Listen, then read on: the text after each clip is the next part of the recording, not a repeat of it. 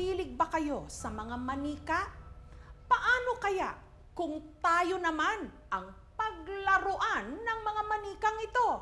Gaya ng mga segunda manong manika na koleksyon ng isang binata sa Laguna na di umano isinumpa.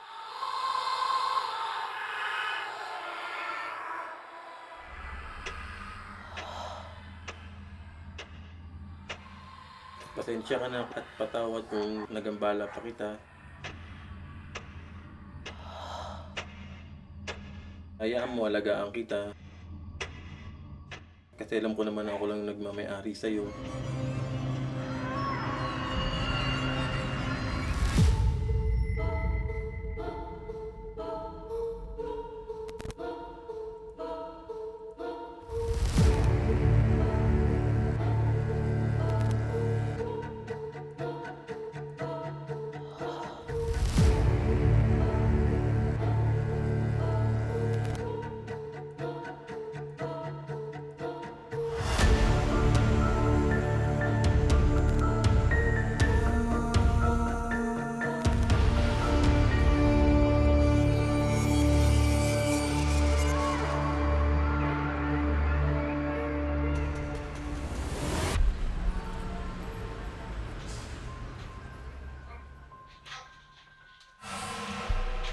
Maglilimang taon na mula nung nahumaling si Christian sa pangungulekta ng mga manika. Aabot na po siguro ng mga 100. Masaya po pag nakakolek po ako. Lalo po kapag vintage.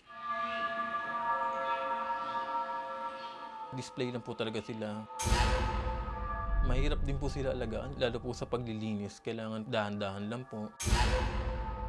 Kasi po sobrang tanda na rin po eh.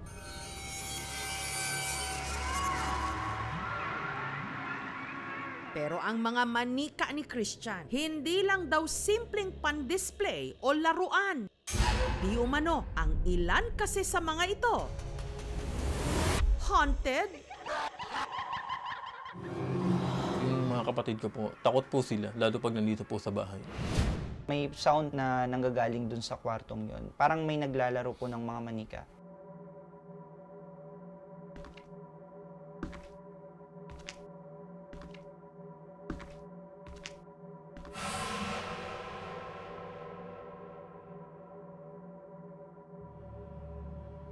Christian? Anong ginagawa mo dyan?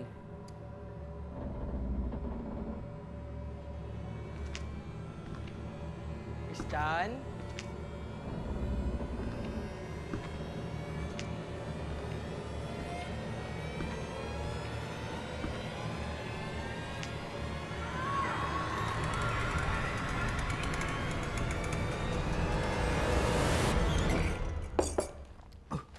Akala ko kung ano na eh.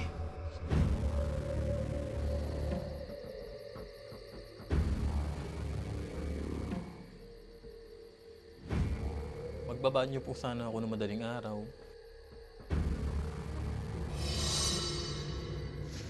May mga nagsisit.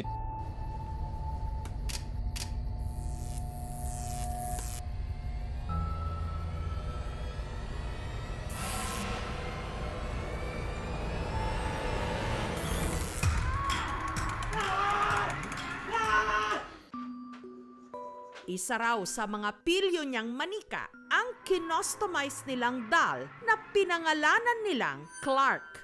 Nagsimula po kasi kwento ni Clark noong December 2019. Pumunta po kami sa Clark Abandoned Hospital sa Pampanga. Pag-uwi po namin noon,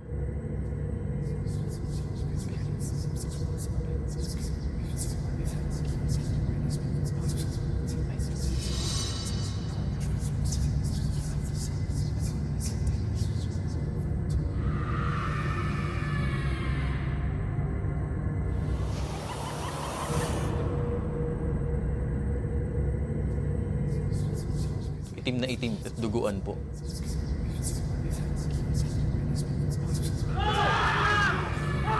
Pinakagat niya na po ako pa braso, sa tenga.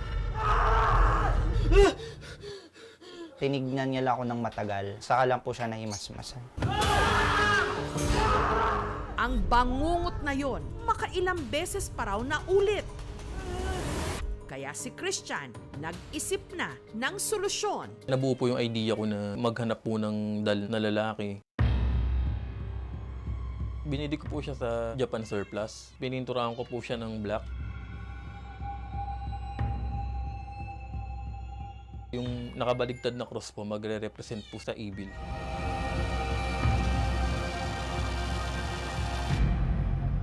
Nung nabuo ko na po yung dal na si Clark, nanahimik na po kasi nagkaroon na po siya ng bahay po. Pero lingid sa kaalaman ni Christian, simula pa lang pala ito ng mas malalang pagpaparamdam. Ilang araw lang po. Sa kabilang kwarto po, kung nasan po yung mga collection ko po, may naglalaro po ng mga laruan ko po doon.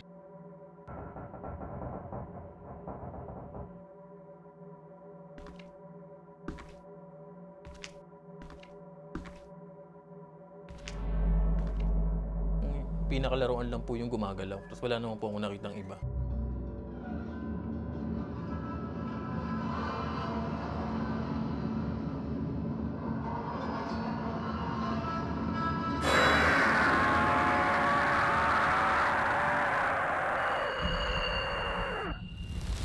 Sa kalagitnaan ng aming interview kay Christian, may kung anong bulong ang nai-record ng kamera. Pakinggang maigi. Na nakakahilo po tignan.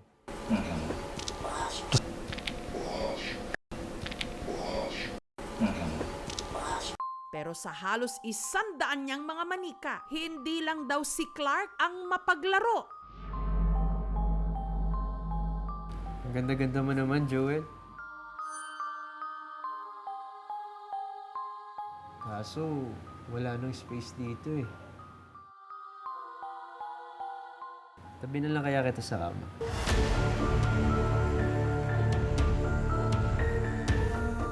Si Jewel po, binili ko po sa isang online seller po ng mga dal po. Yung suot-suot niya, vintage po na dress. Yung maamo po yung mata niya, para nangungusap. Inilagay ko po sa tabi ko kasi wala pa po siyang pagdi-displayan eh. Tapos nung kinagabihan po nun,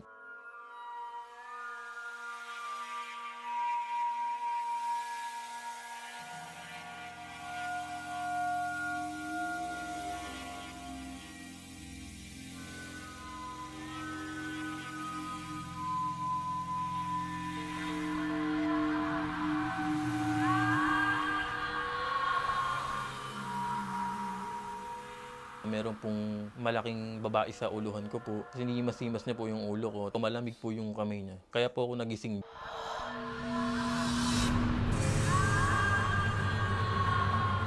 Puting-puti po yung mukha. Nakadress din po, katulad po ng suot na ni Jewel po. Takot na takot po ako. Gusto ko pong bumangon pero di ko po magawa.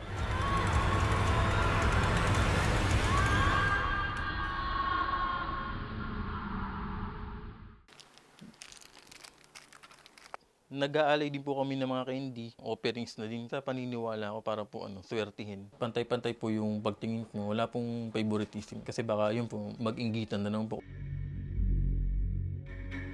Ang iniiwasang inggitan sa pagitan ng kanyang mga laruan ang tinitignang dahilan ni Christian kung bakit parang aligaga ang ibang mga manika.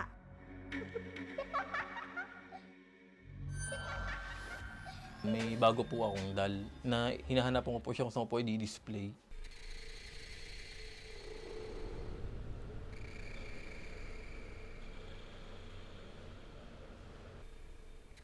Pinagpalit ko po sila nung isang dal ko. Ang itsura po niya, nakasimangot po talaga. Naligo po ako nun. Habang naliligo po ako,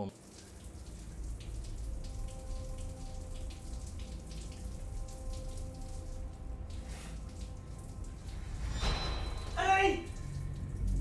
Sino yun? Hindi ko nakipagbiruan, ha?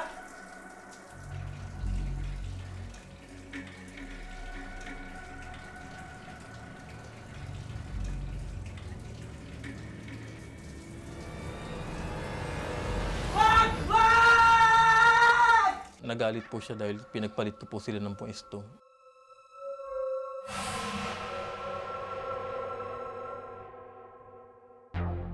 Isa sa pinakapaborito ni Christian, ang manikang pinangalanan naman niyang Ichimatsu, Japanese doll na para raw nabubuhay.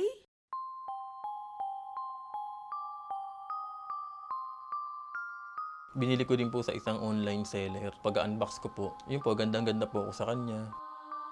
1974, yung dal na po yun.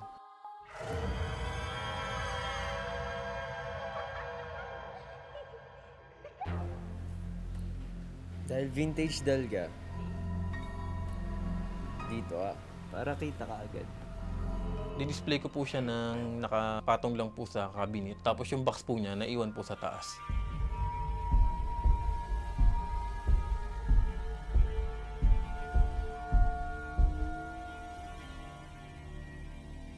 Pagising ko po kinaumaga, nasa box na po siya ulit.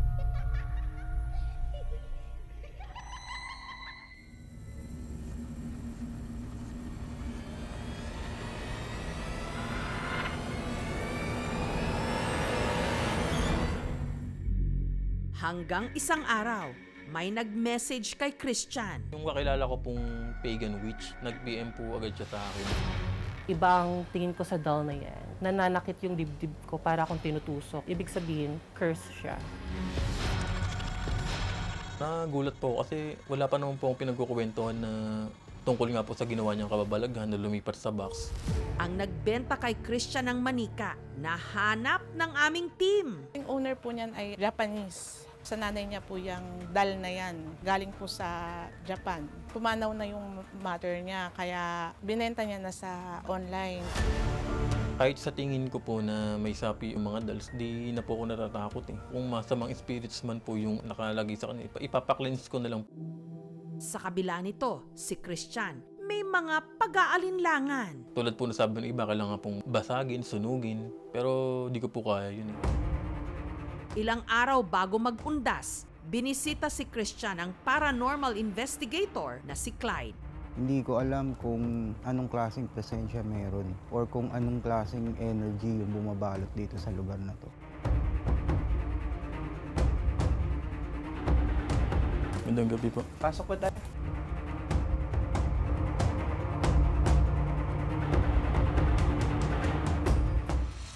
Ito bang manika na to? Ito yung unang hinawakan ko eh.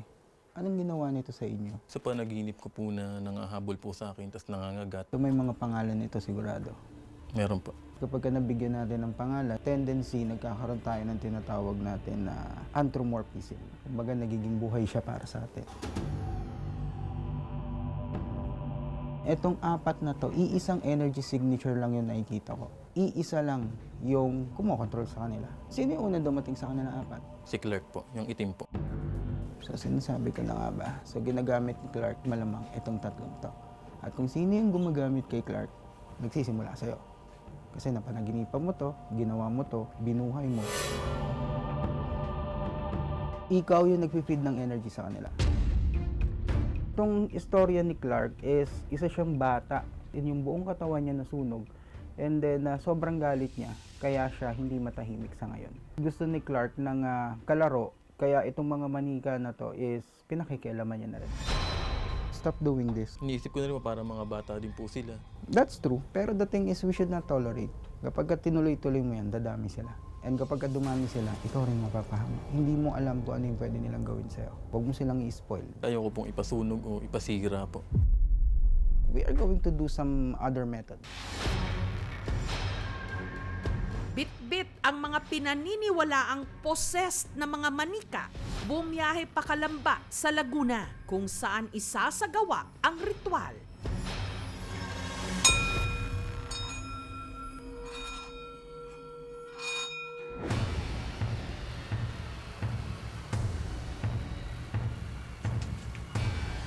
Medyo wild spirit tong nandito sa itim na yan. Sa kalagitnaan ng ritual, ang lapel microphone pumalya. Wala mapasok sa akin pero ayan, pag ginawa ka mo meron eh. Sound, check, mic. Makakart, ikaw, kanina ka pa nangingialam ng audio namin. Hanggang sa si Christian, may naramdamang kakaiba.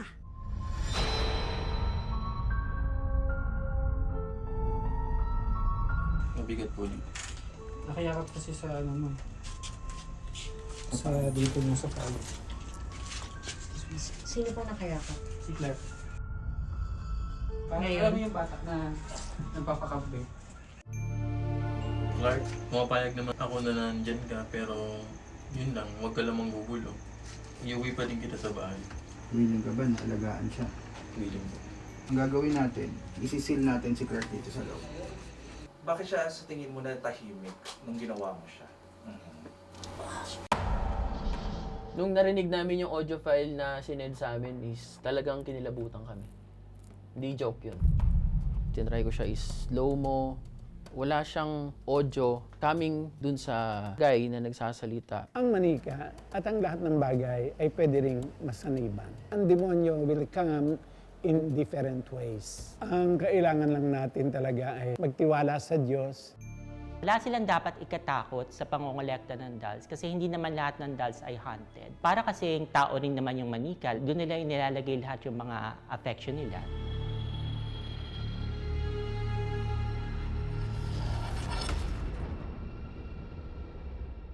Thank you so much mga kapuso. Kung nagustuhan niyo po ang videong ito, subscribe na sa GMA Public Affairs YouTube channel.